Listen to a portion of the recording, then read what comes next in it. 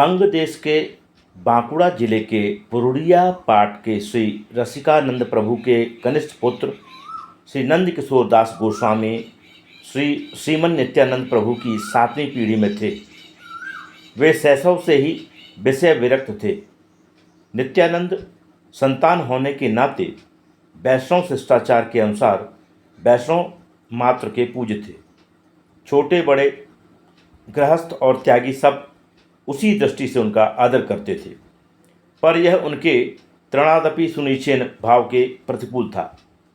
इससे उन्हें हार्दिक कष्ट होता था। उनकी प्रबल इच्छा थी भगवत कृपालब्ध किसी विशिष्ट वैष्णव के आनुगत्य में भजन शिक्षा ग्रहण करने की। यह भी नित्यानंद प्रभु के वंशज होने के कारण उनके लिए संभव नहीं था। जो सभी वैष्णवों के पूज्य थे और स्वयं आचार्य स्वरूप थे, उन्हें कोई वैष्णव अपने अनुगत मानकर भजन शिक्षा कैसे देता। इसलिए वे चुपचाप घर छोड़कर वृंदावन चले गए। उस समय गौड़ी वैष्णव समाज के मुकुटमणि श्री विश्वनाथ चक्रवर्ती पाद वृंदावन में रहते थे। उनसे उन्होंने बिना अपने स्वरूप का परिचय दिए भजन शिक्षा देने और शास्त्राध्ययन कराने की प्रार्थना की। विश्वनाथ चक्रवर्ती पाद ने उनकी प्रार्थना स्वीकार की। कुछ दिन वे उनके आनुगत्य में भजन और शास्त्राध्ययन करते रहे। किसी ने न जाना कि वे नित्यानंद संतान हैं, पर उनकी माँ उनके बिना किसी से कहे घर छोड़कर चले जाने के कारण बहुत दुखी थी। उन्होंने उन्हें खोजने के लिए कई वैष्णवों को इधर उधर भेज दिया। उनमें से एक उन्हें खोजते खोजते वृंदावन में चक्रवर्ती पाद के पास जा पहुँचे। चक्रवर्ती पाद को उन्होंने उनके स्वरूप का परिचय देते हुए उनकी माँ की दारुण व्यथा का वर्णन किया और घर लौटकर उनकी इच्छानुसार विवाह करने की आज्ञा देने का अनुरोध किया। चक्रवर्ती पाद परम पूज्या माँ गोस्वामिनी की इच्छा की अवहेलना कैसे करते। उन्होंने नंद किशोर गोस्वामी से कहा, आपने मुझे अपने शिक्षा गुरु के रूप में अंगीकार किया है। मैं यदि कुछ गुरु दक्षिणा मांगूं तो देंगे? क्यों नहीं, आप आज्ञा करें। नंद किशोर जी ने तुरंत कहा, मेरी गुरु दक्षिणा रूप में आप अब माँ की आज्ञानुसार घर लौट जाएं और विवाह करें। नंद किशोर जी घर लौट गए, विवाह किया और एक पुत्र को जन्म दिया। उनके बाद वे फिर गृह त्याग कर वृंदावन चले गए। अपने साथ संवत 1815 की बादशाही सनद के साथ श्री निताई गौरांग विग्रह लेते गए, जिनकी आज भी श्रृंगार वट में विधिवत सेवा पूजा चल रही है।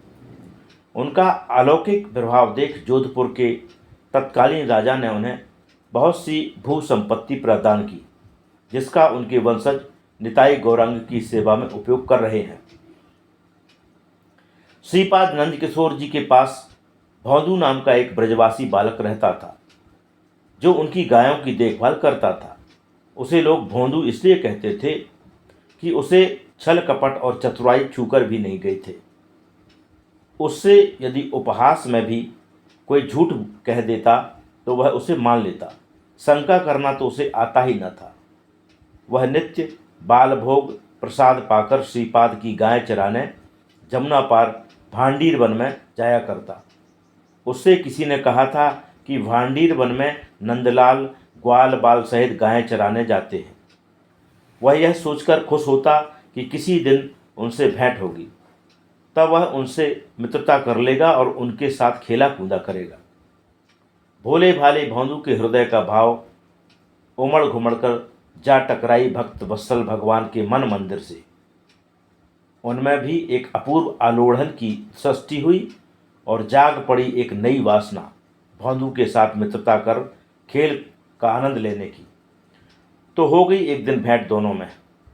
भेंट को मित्रता में बदलते देर न लगी। भौंदू नित्य कुछ खाने पीने की सामग्री अपने साथ ले आता। नंदलाल और उनके साथी ग्वालबाल उसके साथ खाते पीते खेलते और नाचते कूदते। कई दिन श्रीपाद ने देखा भौंदू को सामान सिर पर ढोकर ले जाते। एक दिन उन्होंने पूछा, भौंदू यह क्या ले जा रहा है? भौंदू ने कहा, ये दाल बाटी के लिए है श्रीपाद जी। दाल बाटी किसके लिए? बोले नंदलाल और उनके साथी ग्वालबालों के लिए। हम सब मिलके रोज दाल बाटी बना के खाते हैं। नंदलाल? कौन से नंदलाल रे? बेई बंसी वाले जो भांडीर वन में गैया चराने आते हैं। बंसी वाले भांडीर वन में कैसा चरावे? अच्छा बता तो, उनका मुखारबिंद कैसा है, वेशभूषा कैसी है? भौंदू ने कहा, वे बड़े मलूक हैं। सिर पे मोर मुकुट धारण करे हैं, कानन में कुंडल, गले में वनमाला धारण करे हैं और पीले रंग की ओढ़ना ओढ़ते हैं। सच वे बड़े सुंदर लगते हैं। श्रीपाद आश्चर्यचकित नेत्रों से भौंदू की ओर देखते रह गए। उन्हें उसकी बात का विश्वास नहीं हो रहा था, पर वे विश्वास किए बिना रह भी नहीं सके, क्योंकि वे जानते थे भौंदू झूठ नहीं बोलता। उन्होंने कहा, अच्छा भौंदू, एक दिन नंदलाल और उनके साथियों को यहाँ ले आना।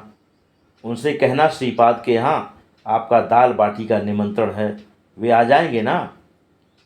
भौंदू ने कहा, आएंगे क्यों नहीं, मैं उनको लेके आऊँगा। भौंदू ने खुश होकर कहा। उस दिन भांडीर बन जाते समय भौंदू सोच रहा था, आज नंदलाल से श्रीपाद के निमंत्रण की बात कहूँगा तो वह कितना खुश होंगे। पर जब उसने उनसे निमंत्रण की बात कही तो वे बोले, हम किसी के न्योते में नहीं जाते। भौंदू का चेहरा सुस्त पड़ गया। उसने कहा, नहीं नंदलाल जी, तुमको तो चलना ही पड़ेगा। मैंने श्रीपाद से कह दिया है, मैं तो तुमको लेकर ही जाऊंगा। नहीं, हम नहीं जाते, हमको श्रीपाद से क्या लेना देना। नंदलाल ने गर्दन हिलाकर मुंह बिचकाते हुए कहा। भौंदू रोष करना नहीं जानता था, पर उस समय उसे रोष आ गया। उसने नंदलाल से कुछ नहीं कहा, पर वह अपनी गैयों को अलग कर कहीं अन्यत्र जाने लगा, जैसे वह नंदलाल से कह रहा हो, तुझे श्रीपाद से कुछ नहीं करना तो मुझे भी तुमसे कुछ नहीं करना, बस हो चुकी मेरी तेरी मित्रता। वह थोड़ी दूर ही जा पाया था कि नंदलाल ने पुकारा, भौंदू, ओ भौंदू, जरा सुनो तो। भौंदू क्या अब सुनने वाला था? वह और भी तेजी से गैयों को हाँकने लगा। भौंदू सुनने वाला नहीं था। तो भगवान भी उसे छोड़ने वाले कब थे? वे उसके पीछे पीछे भागे। वाहरे ब्रज के भगवान, तुम्हें भगवान कहते ही वाणी लजाती है। भगवान जो अनंत कोटि ब्रह्मांड की सृष्टि, स्थिति और प्रलय करता है, ब्रह्मा, विष्णु और महेश जिनके अंश के भी अंश हैं, वे क्या किसी व्यक्ति के पीछे ऐसे भागते हैं जैसे उनकी उससे कोई अपनी गरज अटकी हो, जैसे उसके रूठ जाने से उनका त्रिलोकी का साम्राज्य छिन जाने वाला हो। पर वे जिसके पीछे भागे वह भाग कर जाए कहाँ? नंदलाल जा खड़े हुए भौंदू का रास्ता रोककर उसके सामने और बोले, सुनता नहीं है भौंदू? उनका स्वर ऊंचा था, पर उसमें विनय का भाव था। भौंदू ने उनके नेत्रों की ओर देखा तो वे सजल थे। उसने कहा, क्या है? मैं कहता हूँ, मैं श्रीपाद के निमंत्रण को अस्वीकार नहीं कर रहा। मैं तो कह रहा हूँ, मैं श्रृंगार वट नहीं जाऊँगा। तुम तो बड़े भोले हो, जानते नहीं श्रृंगार वट राधा रानी की ठौर है। वहाँ दाऊ दादा कैसे जाएंगे, मेरे सखा कैसे जाएंगे? श्रीपाद की यहीं आना होगा अपने साथ पे सामग्री लेके। वे अपने हाथ से दाल बाटी बनाएंगे तो हम पाएंगे।